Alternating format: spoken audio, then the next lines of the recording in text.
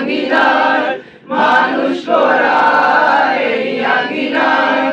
আল কোরআনের বাণী পড়েছি আমরা শিবির করেছি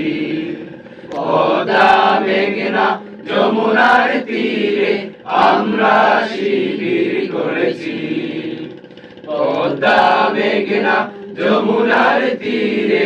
আমরা শিবির করেছি আমাদেরকে তিতুমির হয়ে জালিমের কণ্ঠ রুখবে